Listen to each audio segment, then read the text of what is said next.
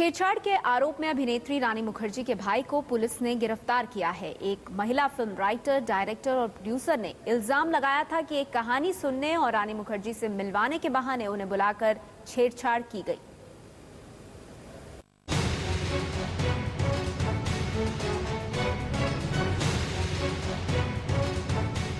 बॉलीवुड में एक बार फिर कास्टिंग काउच। इस बार रानी मुखर्जी का भाई गिरफ्तार। एक तरफ बॉक्स ऑफिस पर रानी मुखर्जी की फिल्म अय्या पिट गई, तो दूसरी तरफ छेड़खानी के इल्जाम में उनके भैया भी फंस गए हैं। जी हां, मुंबई के वर्सोवा थाने की पुलिस ने एक महिला फिल्म प्रोड्यूसर और स्क्रिप्ट राइटर की शिकायत पर रानी के भाई राजा मुखर्जी को गिरफ्तार कर लिया है। पुलिस के मुताबिक राजा पर 35 साल की एक महिला फिल्म स्क्रिप्ट राइटर ने आरोप लगाए हैं। उसके मुताबिक वो राजा के पास अपनी नई कहानी सुनाने ले गई थी। राजा ने उसे कार में ही कहानी सुनने और फिर रानी से मिलवाने का झांसा दिया था, लेकिन कार में बैठते ही राजा ने महिला से छेड़खानी शुरू कर दी। घटना कल रात की है और राजा की गिरफ्तारी आज तड़के हुई। राजा के खिलाफ आईपीसी की धारा 354 के तहत मामला दर्ज किया गया है। उन्होंने एक आइसोलेटेड से जगह पे गाड़ी रोक दी और मुझसे कहने लगे कि आप फिल्म की कहानी सुनाइए। तो मैंने उनको कहा कि फिल्म की कहानी मैं इस तरह नहीं सुनाऊंगी, तो हम किसी और समय मिलते हैं। आई एम श्योर आप बहुत बिजी हैं, तो इतनी हड़बड़ी नहीं है, हम बाद में मिल लेंगे। तो उन्होंने इंसिस्ट किया कि नहीं आप सुनाइए। तो जब मैंने एक लाइन ही सुनाया था तो उन्होंने वो बदतमीज़ी पे उतर आए, और जब मैंने रजिस्ट किया उनके जो भी उन्होंने किया उसको, तो वो मुझे ऑलमोस्ट इस तरह से पेश आए मुझसे कि जो वो कर रहे हैं वो कुछ भी गलत नहीं है। 8 बजे उनका मुलाकात हो गया बॉन के वहाँ, और उन्होंने बोल दिया कि मेरे पास स्टोरी है। तो उन्होंने बोल दिया कि कहीं कॉफ़ी शॉप में आप बैठेंगे और सुनेंगे। इसी वास्ते उन्होंने बोला मैं गाड़ी में आती हूँ, तो नहीं बोला वो मेरे गाड़ी में बैठो, ऐसा बोल के उनको अपने गाड़ी में ले लिया। और वहाँ से जाते ही उन्होंने वो गाड़ी में ही उसका मोलेस्टेशन कर लिया। इसके साथ ही बॉलीवुड पर एक और कास्टिंग काउच का दाग लग गया है और सवाल उठ रहे हैं कि ऊपर से चमकती नजर आने वाली इस इंडस्ट्री का अंदर का चेहरा वाकई ऐसा ही है। राजा मुखर्जी एक प्रोड्यूसर हैं और हाल ही में टीवी शो आंचल बना चुके हैं। इस घटना पर अभी तक राजा मुखर्जी या उनके परिवार का पक्ष सामने नहीं आया है। फिलहाल रानी मुखर्जी के भाई राजा मुखर्जी को पुलिस ने जमानत पर छोड़ दिया है, लेकिन रानी मुखर्जी के भाई के खिलाफ छेड़खानी की शिकायत करने वाली महिला लेखक और निर्देशक की माने तो वाकये के बाद शिकायत से घबराए राजा ने उनसे कई बार माफी मांगी। एबीपी न्यूज संवाददाता सुबोध मिश्रा ने शिकायत करने वाली महिला से बात की। किस तरह से आप मिली सबसे पहले राजा मुखर्जी से? राजा जी और मुझे एक कॉमन जानने वाले हैं, तो मैं उनके साथ अपनी फिल्म की बातें कर रही थी जिनको मैं जानती हूँ। तो मैंने उनसे कहा था कि मुझे अपनी फिल्म में रानी को एज ए हीरोइन कास्ट करना है। तो उन्होंने मुझे कहा कि वो राजा को बहुत क्लोजली जानते हैं और वो मेरी राजा से बात करवाएंगे। और फिर उन्होंने ही फ़ोन पे मेरी राजा से बात करवाई, और बात ये हुई कि राजा ने मुझे कहा कि वो मुझे रानी से मिलवाएंगे और उनकी कोई मैनेजर है उनसे भी बात करेंगे। और फिर एक वीक बाद रानी के फिल्म के रिलीज़ के बाद मिलने की बात हुई थी, और राजा जी ने मुझे एक वीक बाद फिल्म के रिलीज़ के बाद कहा कि आप आ जाइए और हम मिलते हैं, और कहानी पहले आप मुझे सुनाइए, फिर मैं आपको रानी से और उनके मैनेजर से बात करवाऊँगा।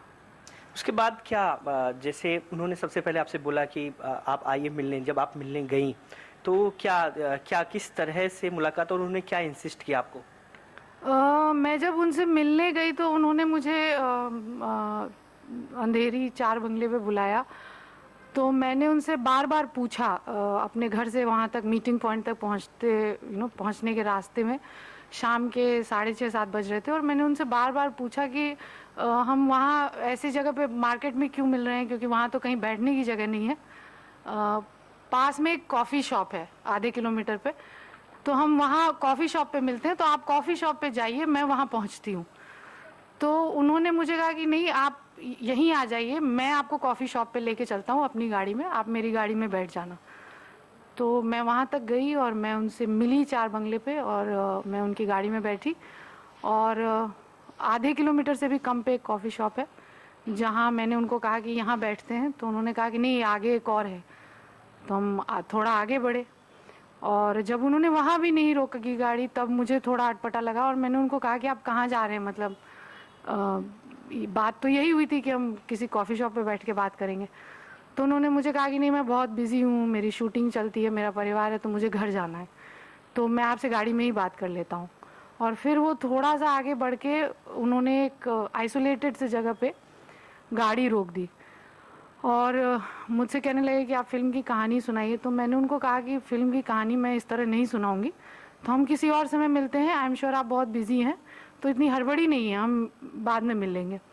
तो उन्होंने इंसिस्ट किया कि नहीं नहीं आप सुनाइए। तो जब मैंने एक लाइन ही सुनाया था तो उन्होंने वो बदतमीज़ी पे उतर आए और जब मैंने रेजिस्ट किया उनके जो भी उन्होंने किया उसको, तो वो मुझे ऑलमोस्ट इस तरह से पेश आए मुझसे कि जो वो कर रहे हैं वो कुछ भी गलत नहीं है और अगर उनकी बहन के थ्रू मतलब if I need to reach his sister तो फिर मुझे मतलब ये करना पड़ेगा, इसमें कोई बड़ी बात नहीं है, मतलब वो ये करते रहते हैं ये सब चीज़ें।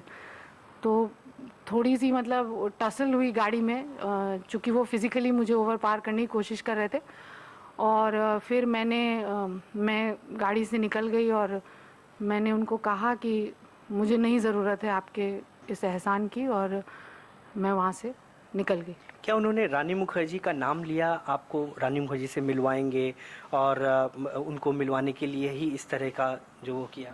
ये उन्होंने बार बार कहा।